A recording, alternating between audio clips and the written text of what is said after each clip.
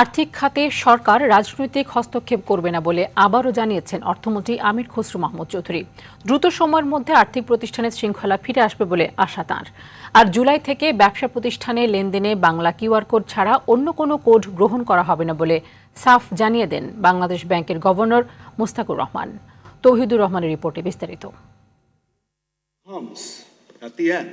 দেশের ৩৯টি বাণিজ্যিক ব্যাংকের সহায়তায় প্রথমবারের মতো প্রাতিষ্ঠানিকভাবে চালু হলো venture capital platform. Bangladesh startup investment কোম্পানির এই প্ল্যাটফর্মের প্রথম ফান্ডের উদ্বোধন করেন অর্থমন্ত্রী আমির খসরু মাহমুদ চৌধুরী। প্রায় ৪২৫ কোটি টাকা প্রতিশ্রুত মূলধন নিয়ে যাত্রা শুরু করলো এই platform. Creating good banking institutions, inshallah, wish us good luck.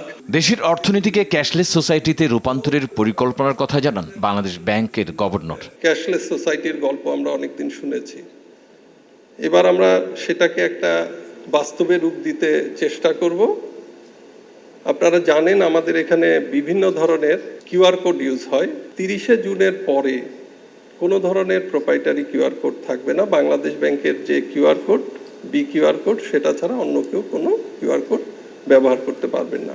আর্থিক প্রতিষ্ঠানে সরকারের নীতির কথা তুলে ধরেন অর্থমন্ত্রী। Political appointment is a short sighted approach. এটা নিজের বিরুদ্ধেই কাজ করে, কোনো শুধু সরকারের পক্ষে কাজ করে, সরকারের বিরুদ্ধেই কাজ করে।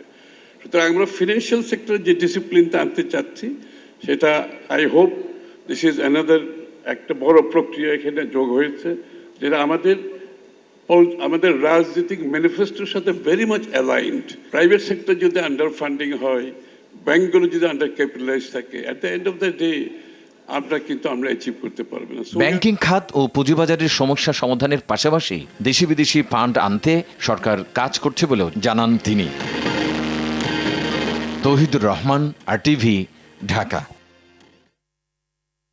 জ্বালানি খাতকে শক্তিশালী করতে সরকার দেশীয় সম্পদ ব্যবহারের উপর গুরুত্ব দিচ্ছে বলে জানিয়েছেন বিদ্যুৎ, জ্বালানি ও খনিজ সম্পদ মন্ত্রী ইকবাল হাসান মাহমুদ। সকালে দিনাজপুরের বড়পুকুরিয়া কয়লা খনি মিলনায়তনে কর্মকর্তা কর্মচারীদের সঙ্গে মতবিনিময় সভা শেষে তিনি এই কথা বলেন গত ১৭ বছর ফ্যাসিস্ট সরকার দেশীয় সম্পদ অবহেলা করে বিদেশ থেকে আমদানি করেছে, কিন্তু বর্তমান সরকার দেশীয় সম্পদ আহরণ করে জনগণের উন্নয়নে কাজে লাগাতে চায় বলেও জানান তিনি।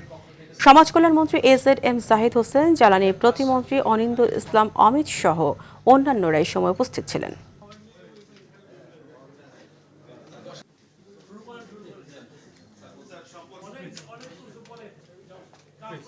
দীর্ঘ ১৭ বছর এই দেশে একটা ফ্যাসিস্ট সরকার শাসন করছে।